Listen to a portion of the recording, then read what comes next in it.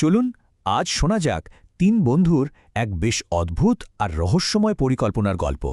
একটা সাধারণ আড্ডা, কিন্তু সেখান থেকেই জন্ম নিল এক সাংঘাতিক ঝুঁকির অভিযান। কিভাবে? আসুন সেটাই দেখি। শুরুতেই একেবারে হাড় হিম করা একটা কথা, পজেসড হয়ে যেতে পারিস কিন্তু। মানে বুঝতেই পারছেন, এটা কোনো মামুলি ছুটি কাটানোর প্ল্যান ছিল না। এর পেছনে ছিল বিরাট বিপদ আর একটা জমাট বাঁধার রহস্য। তো এই যে এত বড় একটা ওয়ার্নিং, এটা কিসের জন্য? আচ্ছা, পুরো ঘটনার কেন্দ্রবিন্দুতে ছিল একটাই জায়গা, আর সেটা হলো রহস্যময় নাগিন মঠ।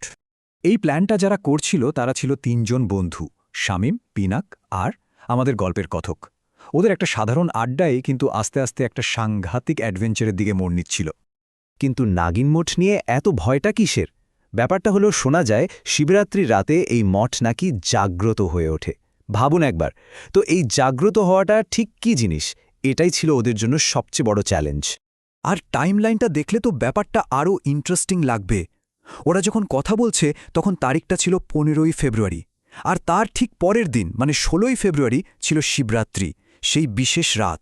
হাতে সময় বলতে কিছুই ছিল না কিন্তু। তো এত সব ঝুঁকি জেনেও ওরা কিন্তু পিছু হটেনি, বরং বেশ ঠান্ডা মাথায় একটা প্ল্যান বানালো। চলুন দেখা যাক ওদের সেই প্ল্যানটা কিন্তু বেশ সোজা সাপটা। ডেস্টিনেশন নাগিন মঠ, যেটা প্রায় 8 কিলোমিটার দূরে। আর যাবে কি সে? সাইকেলে। মোটে 20-25 মিনিটের রাস্তা। মানে একটা রহস্যময় অভিযানের জন্য বেশ গোছানো একটা প্ল্যান, তাই না? তবে এখানেই ওদের সাহসের সাথে বুদ্ধির পরিচয় পাওয়া যায়। প্ল্যানটা হলো শিবরাত্রির রাতেই যাবে, কিন্তু একটা সেফ ডিস্টেন্স রাখবে। মানে মঠের 70 থেকে 100 মিটারের মধ্যে একদমই ঢুকবে না। এটাই ছিল ওদের সেলফ মেড সেফটি শিল্ড। আর ঠিক এই সময়েই গল্পে একটা দারুণ টুইস্ট আসে। একদিকে নাগিন মঠের মতো একটা ভয়ঙ্কর জায়গার প্ল্যানিং চলছে, আর তার মধ্যেই হঠাৎ করে চলে এলো একদম অন্য একটা টপিক, একটা অদ্ভুত পরীক্ষা। আসলে নাগিন মঠ ছাড়াও ওদের আর একটা জায়গায় যাওয়ার কথা ছিল, বীরকুণ্ডু। কিন্তু সেখানে যাওয়াটা একটা কন্ডিশনের ওপর নির্ভর করছিল। আর এই কন্ডিশনটা ছিল দলের সবচেয়ে ছোট মেম্বার ক্লাস 7-এর পিনাকের জন্য। তাকে জিওগ্রাফির একটা বেশ সহজ কিন্তু জরুরি প্রশ্নের উত্তর দিতে হতো। প্রশ্নটা ছিল, অক্ষরেখা আর দ্রাঘিমা রেখা কী?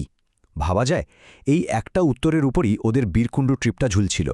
আর পিনাক ওর বয়সের তুলনায় যা ব্রিলিয়েন্ট একটা উত্তর দিল। ও শুধু ডেফিনেশনই দিল না, বলল যে জিপিএস দিয়ে কিভাবে লোকেশন মাপা হয়। মানে এতটাই পারফেক্ট উত্তর যে সবাই তো একদম অবাক। পিনাকের উত্তর শুনে শামীম তো বলেই ফেলল, বাহ বাহ, তুই তো পড়েছিস তো। আর ব্যাস, এই এক কথায় বীরকুণ্ডু যাওয়া একদম ফাইনাল হয়ে গেল। তো পরীক্ষা শেষ, ডিসিশন ফাইনাল। এবার শুধু যাওয়ার পালা। চলুন দেখি ওদের প্রস্তুতির শেষ পর্যায়টা। আসলে পিনাকের এই উত্তরে ওর বন্ধুরা খুব একটা অবাক হয়নি, কারণ ছেলেটা ক্লাসে ফার্স্ট হয়।